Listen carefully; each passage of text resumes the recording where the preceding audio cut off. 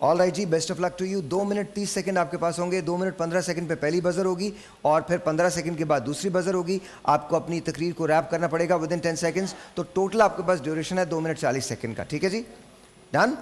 ہمیشہ دیر کر دیتا ہوں میں. 1 2 3 اینڈ گو. ہمیشہ دیر کر دیتی ہوں میں. صدر علی وقار, یہ صرف میرے آج کی تقریر کا عنوان نہیں ہے بلکہ میری زندگی اسی پر منحصر ہے, کیونکہ میرا اور اس عنوان کا تعلق بہت پرانا ہے, یعنی میری قبل از وقت پیدائش ہے.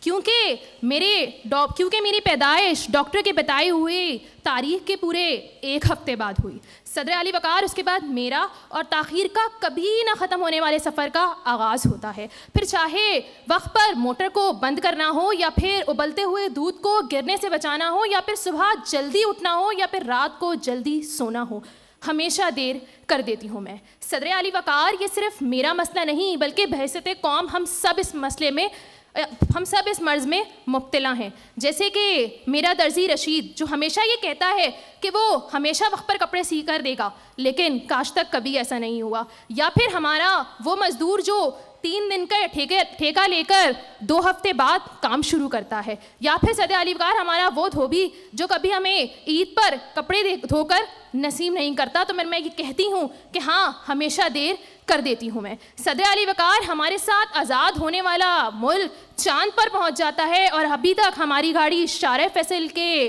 ٹریفک میں پھنسی ہوئی ہے. تو صدر علی وقار, پھر میں یہ کہتی ہوں کہ ہاں, ہمیشہ دیر کر دیتی ہوں میں.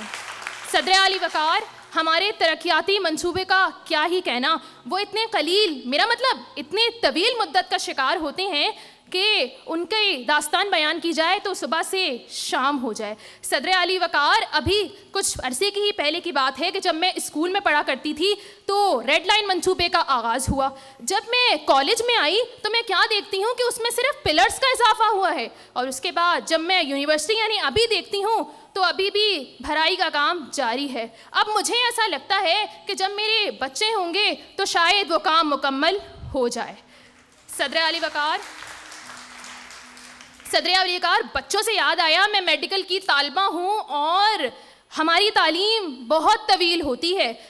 کل جب میری وارڈ کے اندر پوسٹنگ لگی تو وہاں جب میں گئی تو مجھے معلوم, میری ملاقات میری اسکول کی سہیلی سے ہوئی. اس سے جاننے پہ پتہ چلا کہ وہ اپنے بچے کو پیدائشی ٹیکے لگوانے آئی ہے.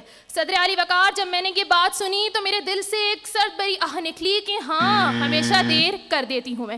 صدر علی وقار, اس سے پہلے کہ اور بزر بجے میں اپنی تقریر کو اختتام کروں گی, کیونکہ ہمیشہ دیر کر دیتی ہوں میں. بہت بہت شکریہ, بہت شکریہ اشنا یاسین صاحبہ, ویل ڈن جی.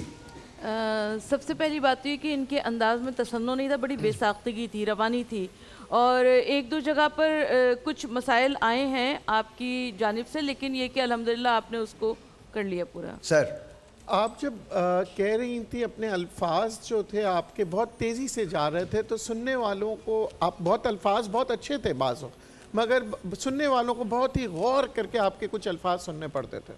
یعنی آپ تھوڑا سا پیس کو سلو رکھیں. جی. میں ندیم بھائی سے یہاں تھوڑا اختلاف کروں گا.